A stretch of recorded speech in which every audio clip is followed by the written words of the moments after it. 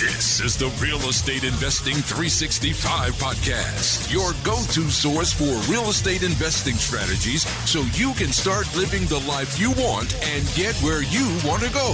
With your host, Justin Hanna. Welcome, everybody, to the Real Estate Investing 365 podcast. Got a couple of great guests here today. I got Taylor and Jeff Adams. They're in the Boston market. Hey, guys. How's it going? Hey, good. How are you? Thanks for having us. Oh, I'm doing good. Thanks for being here. Yeah, I'm excited to hear what you guys have to say. Taylor, you just started as a real estate agent, right? I did, yes. So I've been working in higher education for the last 4 years and finally made the leap. So about a week and a half ago, I have been full-time as a real estate agent. Okay, cool. And Jeff, what do you do? So I'm a software engineer. Probably a couple years ago became a manager. So mostly in the robotics space. Oh, okay, cool. In Boston, that's a good area for that. What's that over there? MIT's over there. They got all kinds of robotics programs. Oh yeah, lots and lots of it's a very tight-knit community too. Yeah. Great. That's cool. I'd love to go to Boston and check it out sometime. Yeah, it's a lot of fun. So so you kind of told me what you do. Give me a brief history of yourselves and, what got you guys started in real estate, and we'll go from there. Yeah, absolutely. So I'm from the Worcester area, so central Massachusetts. And I have always really been passionate about things related to real estate. So I originally went to college to study architecture. I worked at a real estate investing firm. I ended up getting my degree in business entrepreneurship instead of architecture for a number of reasons. And I got my license, my real estate license, my last year in college, but never actually used it. And so when Jeff and I were living together for a few years, we decided to buy our first house. And instead of just getting a single family, we decided we wanted to buy something that would allow us to have our tenant pay for a portion of our mortgage. And that was well before we had any idea that was house hacking or anything like that. We'd really just been looking for like a single family house for a little bit. Like Taylor was looking at, on Zillow and stuff, like, oh, look how pretty this house is. And I was like, look how much that mortgage is. And so we sort of, in the Boston market, it's extremely expensive. Yeah, so exactly. We looked and we were like, okay, well, maybe we'll buy a single family this year. And then a few months before we were going to do that, I was like, wait, what about, there's lots of duplexes around here. We were renting in a triplex at the time. Like, what if we were landlords and we, got some of our like mortgage reduced essentially by renting to people. Yeah. So we waited another year and saved up a little bit more for a duplex. Then we bought this duplex in just north of Boston. Probably wasn't the best investment. We didn't even know that Bigger Pockets was a thing at the time. We were just like, oh, I guess we'll find a couple of articles online, like make sure that we're not doing something totally stupid. Yeah. And so we bought it, and one of my coworkers owns two side-by-side duplexes just south of Boston. I was like, oh, that's really awesome that you're doing that. You should check out this site called Bigger Pockets. Yeah. So then I did, and then I realized that I didn't know anything at all. And there's tons of podcasts, and both of us did that. We bought lots of books and read lots of books and posted in the forums and read the forums all over in Bigger Pockets. And that really made us take off. We thought about how we were gonna invest. So our first thing was, all right, well, so we'll buy our next house in the Boston market, but maybe we won't do an owner occupy this time. So we'll just buy a triplex, and we'll have to save a lot of money because we're going to need $200,000 for a down payment. So if we save at this rate right now, maybe in 5 or 6 years, we can buy our next investment property. Yeah. And so going at those intervals, we were like, that is so awesome. We'll be able to do this, but it's going to take us forever. And so one day, I don't know where we found this article, but it was about this woman and her husband who lived in a large multifamily somewhere down south. And they were just buying up all of these properties. And I was like, well, that's great if you live in a market where things are cheap. I mean, we live up here. We can't afford to do that. And this light bulb went off where it was just kind of like, well, why can't we do that? I mean, could we invest somewhere at a distance? And how does that work? And this was before we heard of David Green and before we'd even listened to a single podcast on Bigger Pockets. Right. So totally by the seat of our pants. And we started exploring different markets down south. And we eventually landed on Tennessee. We flew down and we met with a property manager who is also the agent. And he showed us around Memphis, showed us a bunch of different houses, and we were just sold. And he's amazing. I mean, you know, you talk about how your team has to be so on point to really make it a success, and it's so true. So we started working with him, and we got our first deal down in Memphis just a few months later.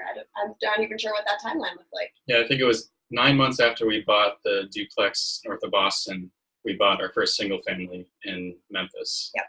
And so that was Okay. 6 months ago, Yeah, it 7 was months back ago. in January or February that we got that one. Okay. So cool. So your very first purchase, was the duplex, or did you buy a house before that? You said a house hacking? So the duplex was our first one. Okay. And what year is that? That was in 2018. 2018. Yeah, March 2018 we got it. Which is pretty cool to know, because a lot of people that I talk to nowadays, you know, they got started in real estate investing in 2010, 11. A lot of people haven't done anything for the last couple of years because everybody thinks it's the top of the market and everything's overpriced. Well, it is, or it might seem that way rather, but it's because we're used to these down rates, right? These down prices that have been from 2010 to 2015 is like an abnormally low time. So really, as long as the numbers make sense for you guys, right? And if you can do it that way, you got into that property and it still makes money. So just shows that we can still buy properties in 2019. Absolutely. And I mean, the other thing too, when we were living in Somerville, Mass, so just north of Boston, and we were paying, you know, I don't know, like $2,200 for rent.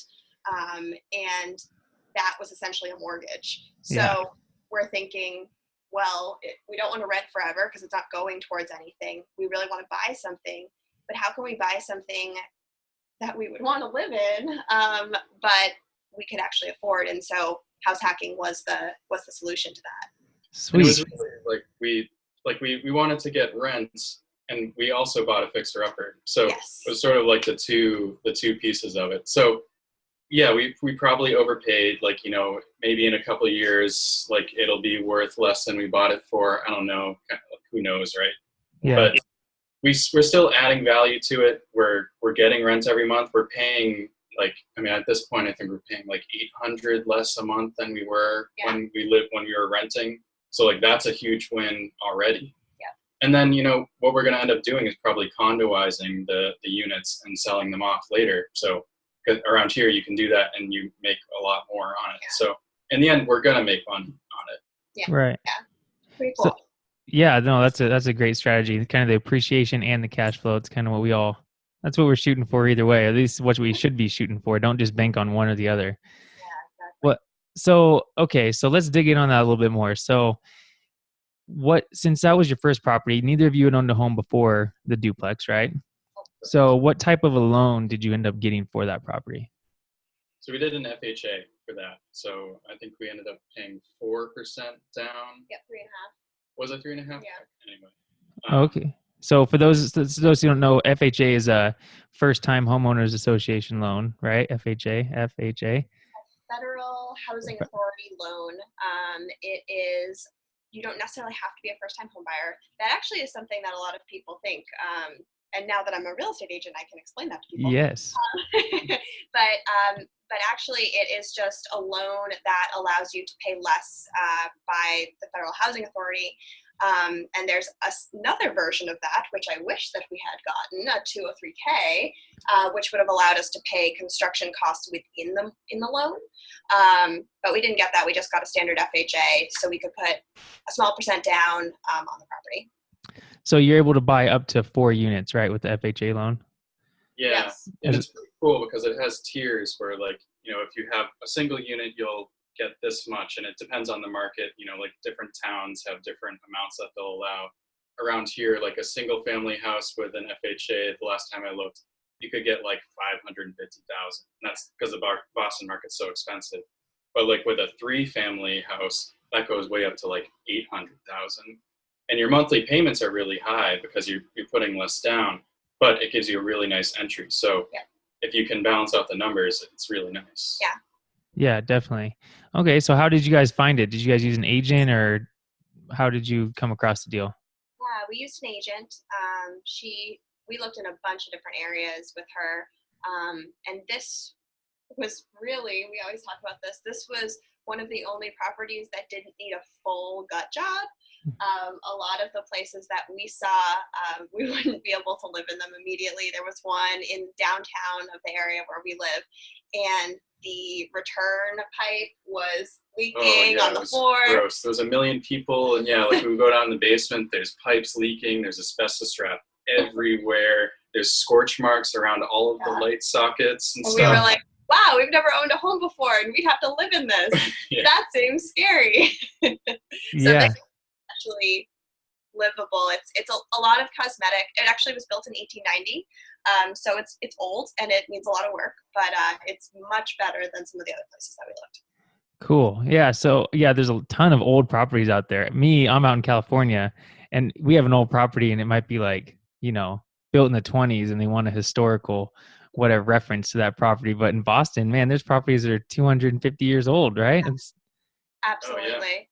We live pretty close to Salem, Massachusetts, witch trials and all that good stuff. And most of the houses out there are 1700s, 1600s. It's pretty interesting. You go in and like the houses were just built totally different out there. You'll have like servants' quarters in some of them. Yes. It's pretty cool. Yeah, it's very interesting. That is cool. History. Heck yeah.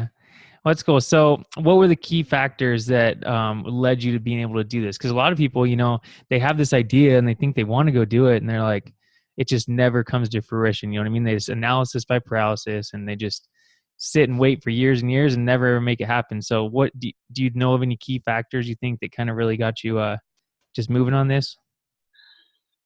I mean, honestly, I think part of it was me just pushing for it really, really hard. Like just looking at the numbers on the places and not getting stuck. Like we knew we weren't going to find the perfect house. Like that just wasn't going to happen. Like, we were hoping that we could find a triplex that would make it so we wouldn't have to pay anything at all towards our mortgage. And that would have been great.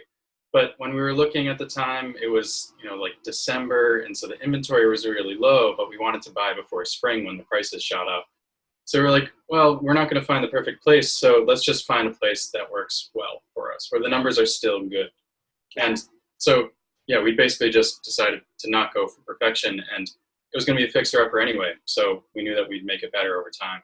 Right. You just have to get going. It's just like an analogy would be like working out, right? If you're out of shape, you just have to take that first step. You need to start eating a little bit better, and then you'll start feeling a little bit better, and you feel better, then you can start working out, and you work out, then just a big circle, right? So that's good. I'm glad you guys took the jump. I'm sure there was some mistakes that you guys made. Want to expand on any of those? Maybe pinpoint one or two?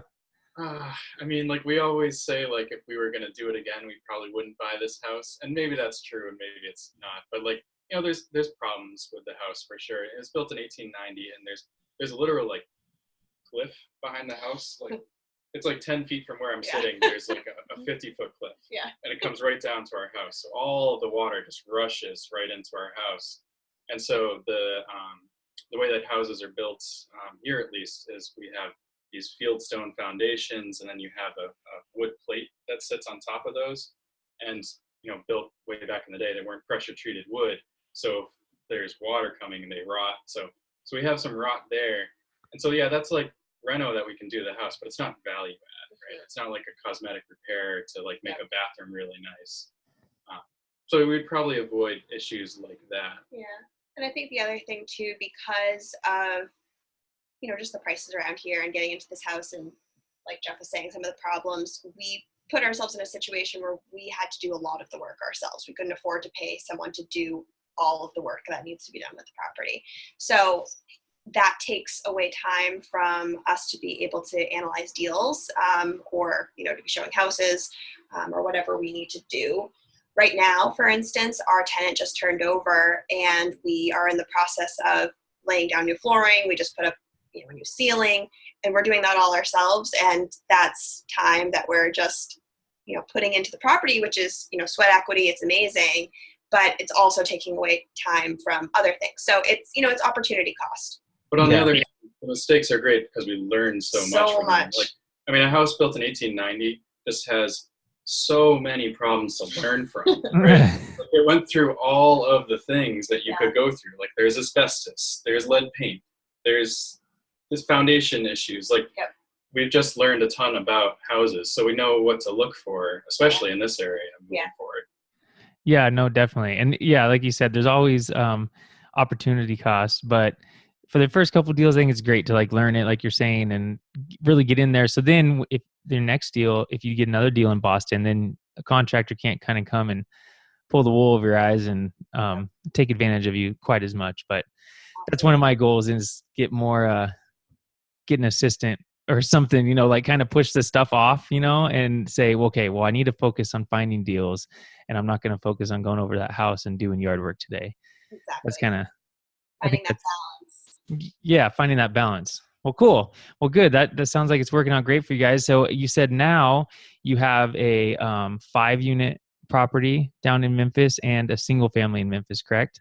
So we have the single family right now. We're about to close on the 5-unit.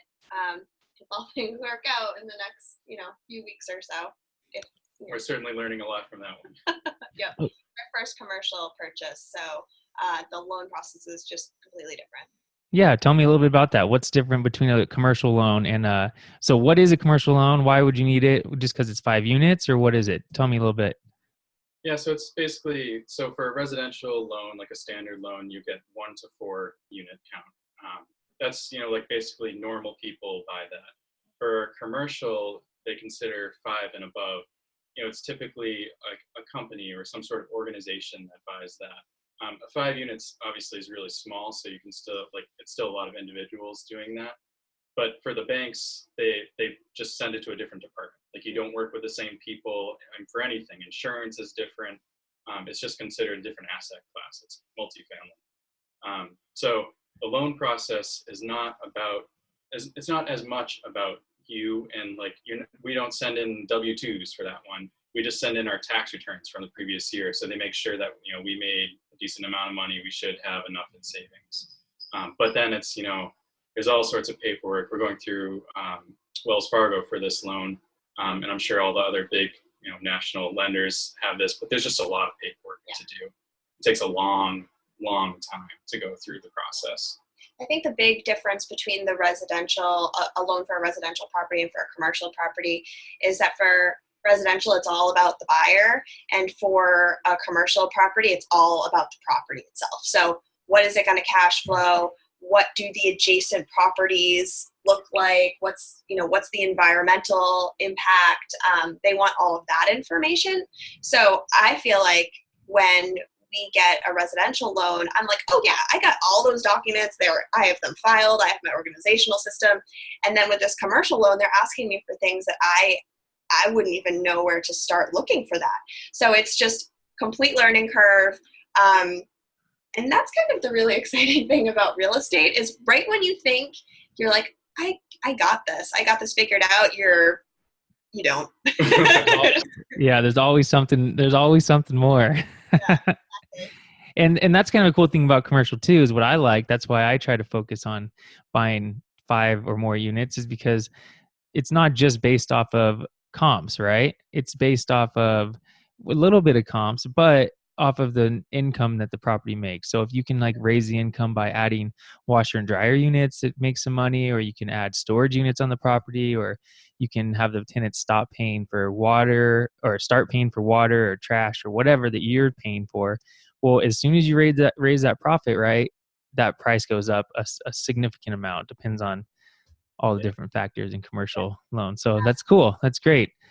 And you said that was in Memphis. So how did you end up finding these deals? So you said you found a property manager down there first. Is that what you did? And then he kind of pointed you in the right direction? Yeah. So a lot of the deal finding that we've been doing has been more subscribing to automated listings and stuff. We're still trying to figure out the deal finding. I have emails from wholesalers coming in every week. That's more on the single family side, which we're trying to, as you were saying, move into more of that commercial space because we like that value add from raising the rents or lowering your costs. So for this one in particular, it was just looking at my emails from Zillow and Realtor.com essentially every time I got an email and making sure that I saw that the properties going on the market, I knew what they were. So like this one, it went on the market. We were leaving on vacation for France that day, but I really wanted to put an offer in on this. So we did that day, put an offer in on the place. We got to France and the offer was accepted. And so we started the process while we were on vacation. Yeah, it was pretty crazy. Things for us, and I'm sure they do for everyone else, it's like a slow burn. And then all of a sudden everything happens at once. So we were leaving for the airport in about 4 hours and we got a call saying the offer was accepted and we needed to find a commercial loan immediately. And so we spent those couple hours before we went to the airport calling every lender that we could get a hold of. And it was, of course, right at the end of the day, and on a Friday. And so Wells Fargo was pretty much the only one that answered the phone and was like, "Oh yeah, we can give you a commercial loan." Called like 15 people at least. It was insane, but I would have it no other way. Yeah, well, I'm sure they're probably your next deal. You'll probably do it a little differently, and you have some more things set up. But at the same time, you got this one under contract, right? You're doing it. You're making it happen. So might be making some mistakes, but you're going to be making money when other people aren't. So that's great. How did you find your agent? Was it you just contacted the agent that listed the property or what?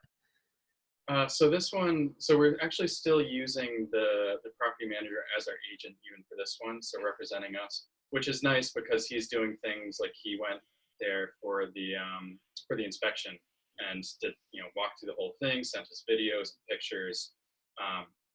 And then, of course, there's a listing agent. It's a little bit different than how a lot of people approach the multifamily thing. They might just approach the broker directly so that he can update them with listings. But in this case, it just worked out that we put in an offer through our own agent. Okay, so your agent and your property manager is the same person. Yeah, the same person. Yeah, he has a partner, and the two of them own this property management company. He is an agent. I don't know if he has any other agents in the company. I'm not sure, but his partner is his broker. Yeah. Okay. So they have this company, and actually it kind of just worked out this way. When we were researching property managers, we stumbled upon him, and we spoke to a lot of property managers, and he was the most relatable and it's like like all of them had systems and stuff, and I'm sure there was other ones that like had decent systems and could have worked out, but he was the only one that I liked on the phone that we talked to. We knew we'd be talking to him a lot on the phone, so it needed to be someone that we liked. Right. And he's a great guy and he has good systems set up. He knows everyone. He's good at building those relationships. Yeah. So that's good. So you just so pretty much you just had a list of property managers that you were trying to contact, talked to a bunch of them. You figured out this guy seems legit. He seems nice and like level-headed. So it just happened to luck out that he also was a broker, an agent. And so you guys flew down there and then you kind of like checked out the area. He kind of gave you an idea where you can and can't go. Is that sort of thing? Is that how it happened? Yeah, absolutely. So we've gone down to Memphis once so far. We've never actually seen any of the properties that we have, the one that we own or the one that we have under contract. We trust him that if he feels that he's willing to manage the property, then we want to be in it. And if he says to us, I don't want to manage this property, then we know that's a property we don't want to own. So the first time that we met with him, he essentially handed us a map and he was like, this is a good area, this is a bad area, and circled everything. So we could really take that back with us and then explore the market a little bit more deeply. I mean, at one point it was Jeff could literally tell you every property that was on the market in Memphis. I'd send him things to be like, Jeff, this one looks like a good one. He's like, nope, already looked at it. It's not a good one. So we really were able to entrench ourselves in the market and really understand what streets are good, what are not. But just a lot of research, a lot of just kind of constant attention to make sure that we understood the market as it was evolving. Okay, so I'll dig a little bit deeper on that. So pretty much you're manager / broker told you these are good areas, these are bad areas. You guys flew down there. You took a day or two or a couple days, drove around the areas that he said to check out. You kind of got familiar. Then you came home, and while you're at home, you're just looking at deals that would pop up on the MLS or on LoopNet or wherever.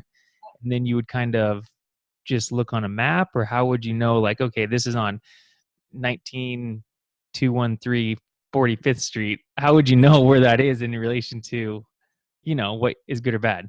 Yeah. So a lot of it, like I was doing a lot of this part. So like a book that's great for this kind of stuff is David's book on David Green, his book on long distance real estate investing. He gives some good tips on how to do this. Basically what I did is I would get an address, I would look it up on the Trulia crime map immediately. And I would zoom in and I'd see how many crimes there were, but also look at the specific crimes. Like there's a decent amount of crime in Memphis, especially centered in specific areas, and it can be street by street. So, if you're looking at something and you see a high crime rate, that might just be because that's a touristy section and there was lots of pickpockets or something. But you might look in another area and there was like 3 shootings. So there's a very obvious difference between those areas. Like one would be like, okay, that's not so bad to buy in, and the other would be really bad. Yeah. So that was a big thing. You get a good sense of the neighborhood from that. Google Maps helps a little bit. You can sort of drive around and get a sense of the street. Like if you go down the street and you see a toilet in the front yard, that's probably not a great street. There was one time that a wholesaler sent us a deal, and I was looking at it, I was like, I guess this isn't so bad. It needs some work. And so I was panning around and I looked across the street, and there was actually a drug deal happening on Google. And you could see them on Street View. You'd go down the street and you'd see them doing something, exchanging things, and then this car gets right in front of them. They look surprised, and then the car starts driving away, and they're yelling after the car. Yeah, and there's a guy covering his face, and so Jeff emailed the wholesaler, and he's like, "You might wanna not. No one's probably gonna want to buy this." Yeah. That's crazy. A lot of it is just knowing that specific street because that's really everything.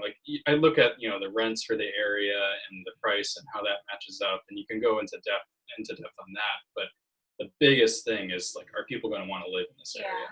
Yeah. Mm-hmm. Yeah, no, definitely.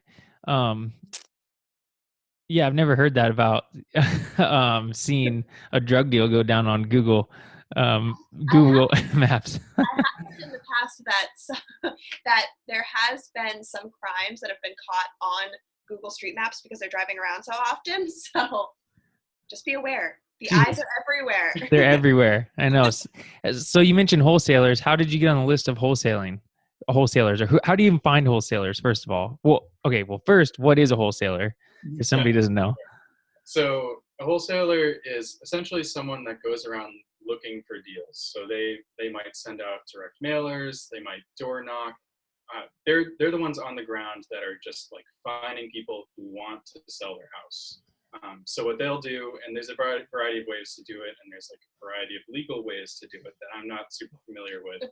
But basically they'll say, okay, I'll sell you, I'll buy your house. And they'll assign it to a different person. They might not tell the seller that they're going to do this, but they write up a whole contract. Then they go to their list of buyers and say, hey guys, here's this house that I'm selling. I'll sell it for this much. Here's some details about it. Here's some pictures. And so someone might say, yeah, I'll buy it for that much. And so they pay the contract, and the wholesaler takes a small cut, essentially. They write into the contract that they'll get, say, $5,000 from it. So let's say, for example, they'll find a house. They'll offer the owners of the house, hey, I'll buy your house for $100,000. And they say, okay, we'll agree on that. They sign the contract. Then they have a list of buyers, and they go to the buyers and say, hey, I'm selling this house for $120,000. Does anybody want to buy it? Somebody comes and says, I'll take it for $120,000. They make a closing date, the same date usually as the closing with the owner of the property. They do a double close most of the time at the same day. They buy the house for $100,000 from the seller. They sell the house for $120,000, and they get the profit in between. That's what they do, right? Yeah, That was a great explanation. Yeah. That's Okay, awesome. good. Yeah. Well, and so how did you find these wholesalers? So a lot of it is really just reaching out. Like Bigger Pockets is a great place for it. So our agent is great at making connections, but isn't an amazing deal finder. So I decided like I need to find more deal finders. So I just sat down and I searched on Bigger Pockets for wholesalers in Memphis, like the used keywords, and I got this massive list of people. And some of them, like obviously, like had never done it before. They had been on there for a year, or they'd been there for 5 years and they had zero activity. So I ignored those ones. Anyone who had like a little bit of activity or actually had a website linked, I would just message them on Bigger Pockets, like, hey, I'm investing in Memphis. I'm interested in finding deals, like, and I see that you're a wholesaler. Do you have any deals? Like something much better than that. But I sent that to probably like 20 people, and I got maybe like 10 responses, and people saying, yeah, okay, I'll send you things. And then probably about 3 of those people actually send us things. Yeah, Bigger Pockets is an amazing resource. So I'll definitely be linking to that in the show notes. But if anybody wants any of that information, definitely check out Bigger Pockets. And man, it's just like the Google for real estate investing. Really Okay, cool. So do you guys have criteria for your deals? Like anything that you're kind of like trying to stick to, a cash on cash return, or, 1% rule, a 2% rule, anything like that? Yeah, so in Memphis at least, like, because it's going to depend on your market. Like Memphis is more of a market for cash flow rather than appreciation over time. Yeah. So what we try to do there is around 12% cash on cash return. But much more important than that, like I was saying before, is like what neighborhood we're buying in. Like the property itself is just so much more important than the numbers. Like when we first met our property manager in Memphis, he's like, yeah, these neighborhoods, like the numbers look great. You can buy for 20 grand and you can rent it out for $400 a month. And that just sounds amazing. But, when you turn it over, they're going to steal your water heater. And so you're going to have to replace your water heater every year. Right. So that's a terrible investment. Yeah. So the biggest thing for us is what neighborhood, but of course, making sure that we're getting a decent cash on cash return. Value add is also really important to us. So like you mentioned for commercial properties, so this 5-unit that we're looking at, there's 2 vacant units in it, and there's 2 units that are under market rent.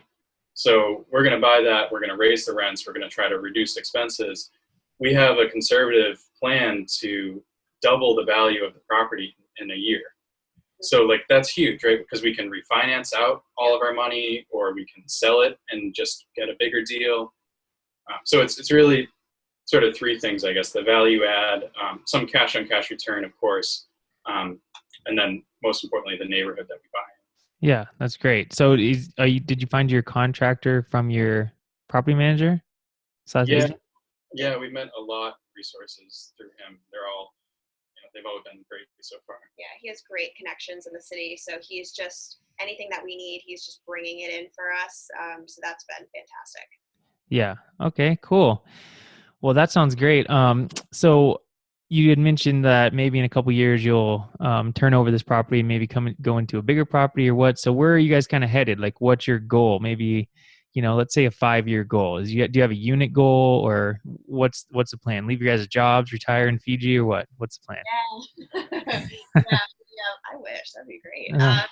Well, so I think our number one goal is really to be able to work together. That is our kind of ultimate goal, and everything else is kind of cherry on top. But yes, so definitely for Jeff to be able to leave his job and join me in focusing on our business so that we can work together.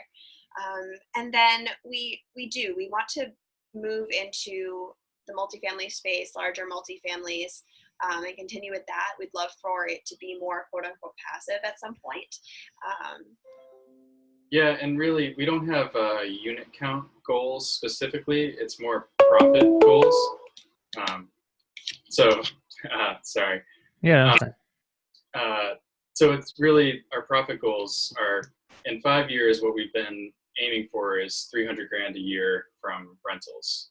Yeah. Passively in rental income. Yeah. And, it's like mostly passive, right? Because you still have to manage the managers and find deals and stuff like that. Sure. And so you're saying that much money from just your rent, or you consider you're going to turn that into maybe some flipping or wholesaling deals yourself, or you kind of want to stick with this type of long-term buy and hold? Yeah, I think we'll stick with mostly long-term buy and hold. We are about to explore short-term rentals. So as I mentioned, the tenant upstairs turned over, and we have decided to do Airbnb with it. We want to give it a try. I had a colleague before I left my other job who is doing it in our area, and they're having great success. And I know that with short-term rentals, it can be a way to make money more quickly, especially while the economy is good. And then we could always go back to a long-term rental if we decide that it's not for us. But we're interested in it, so we want to explore that. But I think for the most part, long-term rentals are where we will sit. Cool. Yeah, that's kind of the same avenue I'm headed, but I would be interested in, maybe buying a cabin in a couple of different places that I like, and then Airbnb on the weekends when we're not there. And you can make really a lot of money because you can charge what would yours rent out for per night there in Boston? Yeah, so we think that we can rent it out for about, oh boy, what was I saying? I think it's on normal summer 280. days, like 200. Yeah, 200, between 200 and 280. Right around the Boston Marathon, we think we could charge around 300 or 400. And right around Halloween, because Salem is booming that time of year, same thing, a little bit more. So what we estimate is that we'll only have to rent it out about 10 days a month to actually make what we were making in rent. That's what I was going to say, is I bet it's probably only like 10 days or maybe a dozen days that you'd have to do. So anything on top of that is just icing on the cake. Exactly. Yeah, just go more towards our mortgage, and we'll be paying less, can save more, and then invest in another property more quickly. That's awesome. Well, I'm excited to see where you guys go, and hopefully I'll have you guys on in 5 years, and I'll talk about, your $10 million worth of real estate that you have. That would be great. Fingers crossed, that was amazing. Okay, so we're kind of moving to our next little section here. So do you guys have one specific resource that you guys really like to focus on to learn more about, whether it be podcasts or books or radio or seminars? What do you guys really like the most? Yeah, so definitely Bigger Pockets, which we've mentioned a few times now. But the other thing that we talked a lot about is Bigger Pockets is amazing for people who are new and they want kind of an overview, but to really dig in on it, you really need to be reading just all of the books out there. There's so much literature on real estate investing. And so a couple of the ones that we really liked were Miracle Morning for Millionaires by Hal Elrod and David Osborne, just to not necessarily focused on real estate investing, but it's a really great way to make yourself more productive to get to a point where you can actually focus on what your goals are. Because that's half the battle is really deciding what your goals are and then how to chunk those down into more attainable tasks. Yeah, and like Taylor was saying, the podcasts are really great. Like they're really great for cursory information. But if you want to get the tactical stuff, like how do I value add? Like what does that even mean exactly? Some great books, especially for beginners, How to Invest in Real Estate by Brandon Turner and Josh Dorkin. And then one that I really liked was Multifamily Millions by David Lindahl. He's fairly local to here, so that's kind of cool. I have it right here on my bookshelf. I'm looking right at it. Okay, great. Yeah, I'm going to pick up that Miracle Morning for Millionaires. I haven't actually read that one. I know of the other one, just the Miracle Morning, but I haven't got that one. So I'm going to buy that as soon as we're done here. Okay, a favorite app. Do you guys have one favorite or a couple favorite apps that you use? Because obviously, smartphone world these days, something that can make life way easier. Live on my phone. I'm the phone queen. I'm always attached to my phone. Honestly, Zillow. I'm literally on Zillow hours and hours and hours all day long, just exploring everything, even things that I don't think I'm going to need to know. And eventually I'm like, oh, I remember that listing for XYZ reason, and I really needed to know it, especially locally. I like to look at my dream homes for future. I call that, I'm envisioning, I'm manifesting my future dream home that does not have a tenant living above me. So Yeah. that's I don't know, that's what I focus on. Yeah, and so as a software engineer, I'm very opinionated about these kinds of things. I try not to spend too much time like on my phone because there's so many other ways to spend time. Most apps are just trying to draw you in to spend time on them, right? Like they don't get money unless you're spending lots of time staring at it. So the things for me that I really like are like setting up automated things on apps. So like Zillow's great because you can set up an automated alert for an area that you're interested in. We've used Stessa for like some tax stuff. Yeah. That's really nice. Like anything that makes it so you can spend less time on the app those are the kind of apps that I like. Yeah. Okay. That's good. It's kind of like Upwork or Fiverr. Have you guys used that? Yes. I just started using them too. And it's kind of the same thing to where you can take your time, you can make your time more productive by using those apps, right? Absolutely. So, yeah, that's cool. really important because it takes, with technology now, there's just so much coming at you all day long. It can be really hard to prioritize. So yeah. You get lost in it, right? You get lost. Like you think you need all this other stuff and there's always something else you can do. And all of a sudden you're like, well, I haven't got anything done today. Exactly. I feel you. Okay. So one piece of the best advice maybe for somebody like just getting started in real estate, what would that be? I'd say don't be afraid to make a mistake or step outside your comfort zone. You can't be learning unless you're making mistakes, and it's okay to make mistakes, and it's okay to be uncomfortable. You're gonna be uncomfortable a lot, so you just have to get used to it. Just do it. And that kind of leads to my next question is a mindset tip, because when you do get overwhelmed, analysis by paralysis, a lot of times I find myself kind of, like stepping back and then getting down and like, my mind gets out of it and I'm not as motivated. So is there something you do to kind of reset yourself and get yourself motivated again? Yeah, I think a lot about this one because like we just spend so much time having to work. So to me, it's really just all momentum. Like, if you're sitting on the couch watching Netflix, it's easier to stay sitting on the couch watching Netflix. But if you're spending time analyzing a deal, like, just set aside like just one deal a day. Like start with one deal a day. You'll learn something from every one that you analyze. And then it'll become easier to do. So then it'll be like, well, that only took me 15 minutes and here's this other one that looks interesting. So I'll do that. And then you get momentum. And, before you know it, you're spending like 2 hours a day on stuff that you didn't even know you should be spending time on 2 months ago. It's the momentum of getting there that's really keeping you going into like more success. Yeah. An object in motion stays in motion. So Yeah, for sure. So that a good tip for that would be probably like set a daily target to do one deal a day. Maybe that's your thing you do, and then that might take you a half an hour at first, and then before you know it, like you said, that half an hour you can do 5, and then you're excited about it and you stay in motion. Exactly. Cool. I like that. Okay, and then last little question for the most part is influencer. Do you guys have like there's so many influencers out there, social media, is there somebody you guys like to follow that actually knows what they're talking about and not just trying to make money on Instagram? Yeah, so I'm going to do 2 and Taylor's going to do 2. Yeah.